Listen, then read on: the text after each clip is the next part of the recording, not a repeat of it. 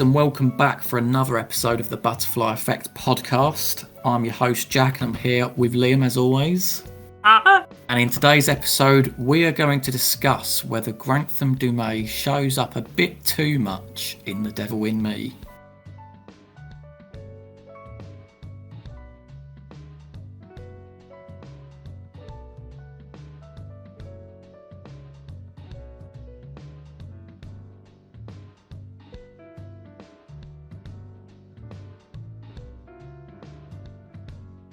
So, mate, you raised this topic to me, so do you want to fire away? Do you think he shows up too much?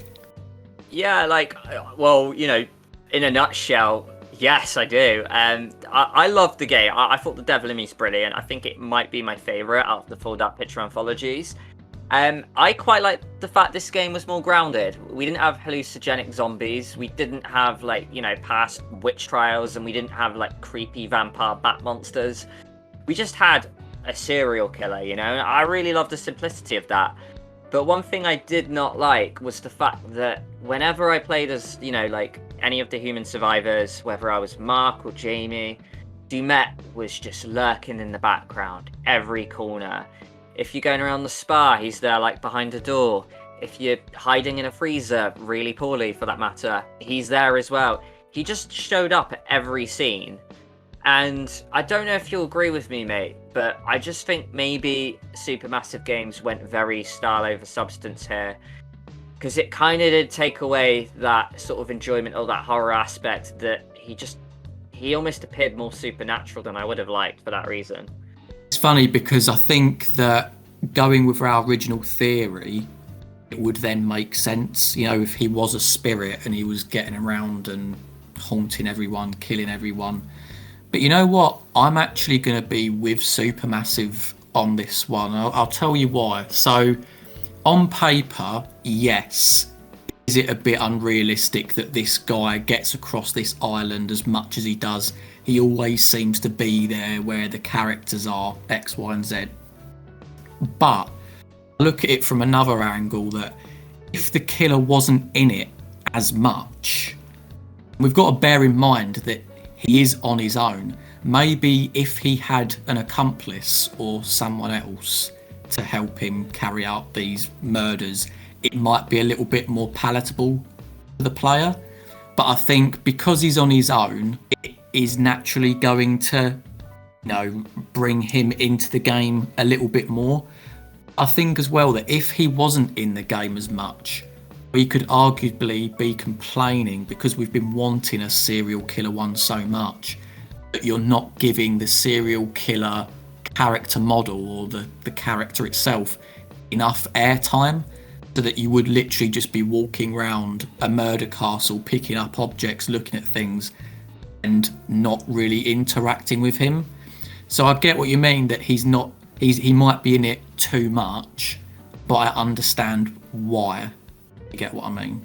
No, of course. And, it's a very valid point. I think Supermassive Games really tried to justify it when they threw the Kate and Jamie scene, when they go to kind of what I think the curator's words about, a spider being in the center of the web, having all the rays. I think this is what they mean by that center room, is kind of the hub, if you will, where he's got loads of exit gates and he can go to anywhere in the hotel all at once. And I get they tried to justify it with this perhaps, but I did think that was just a hotel, and I didn't quite think it explained how he could get from the gardens to the hotel to the cliff house or whatever. So yeah, no, there is that. I think one thing maybe Supermassive Games did do this is, I think they've got a long-standing history of going way too style over substance for my liking. So if we look back at Until Dawn, there's a load of jump scares which are probably quite flawed and maybe on the tacky side, whether a Wendigo's jumping through the binoculars on the trail, whether Josh's animatronic or the zombie jump scares get you from the door, even though he wouldn't have been there to control it or press the button at the time maybe. I just look at maybe some of the jump scares in The Devil in Me, and to be honest, for me, this was the best game in terms of horror, whether it's Erin walking through with the lights, whether you're, with the audio machine, whether you're walking around some really dark alleys or creepy hotel corridors, whatever that may be. But I look at some of the jump scares, and if we take Charlie banging, the cigarette machine, for example, and then we've got DuMet in the background, possibly about to take him, and then Erin appears and then he's gone. I know that could possibly be explained, he probably went through a secret door.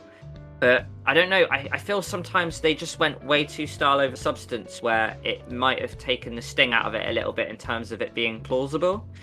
And that might just be me being like the moody, nitpicky Brit I am, like Charlie himself. But yeah, I don't know. I just thought it definitely detracted a little bit of the horror. I've always been vocal about I like eerie over jump scare.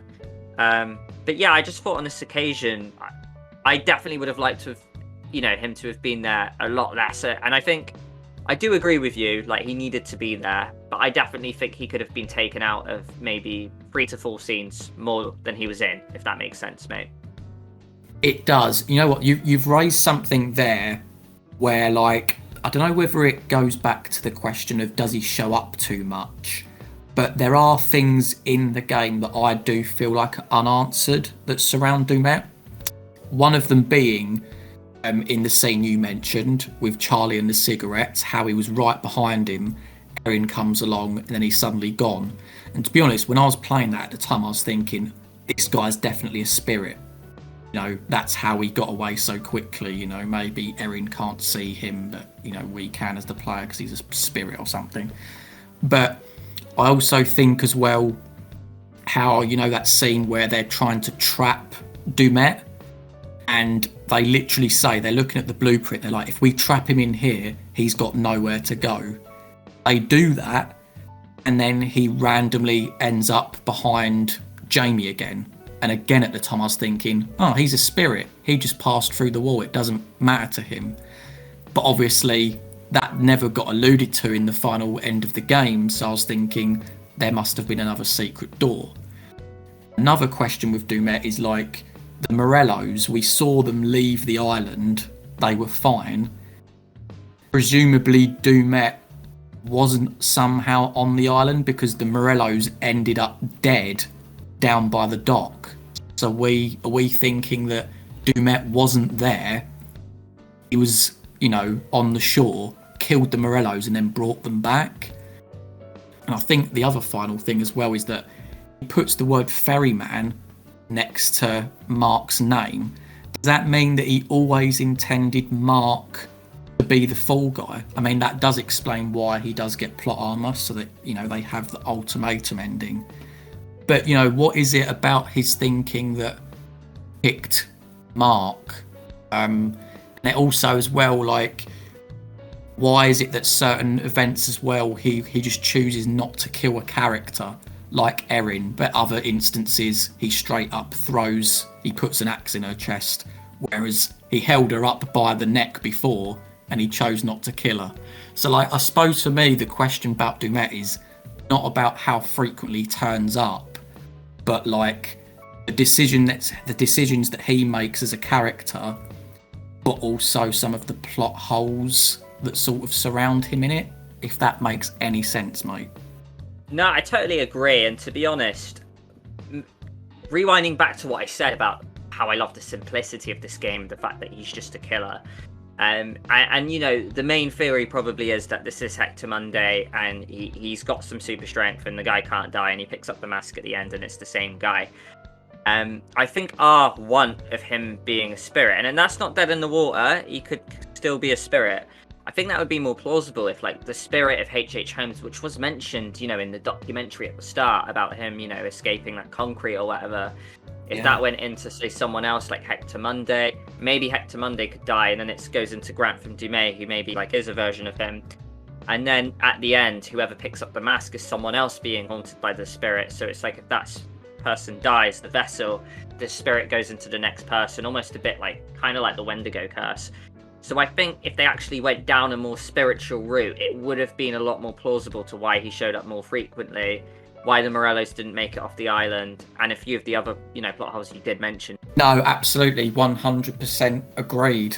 So yeah, guys, that's what we think on whether DuMet shows up too much in this game, but obviously his character and the plot holes that surround him as well Do let us know what you think in the comments. Do you think it would have been made a bit more sense if it was revealed that Hector Monday was controlled by the spirit of H.H. Holmes to try and iron out some of these little flaws that we may have found in here?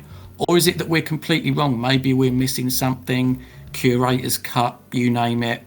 Put it in the comments and let us know. Thank you very much, guys. We'll see you in the next one. See you in the next one.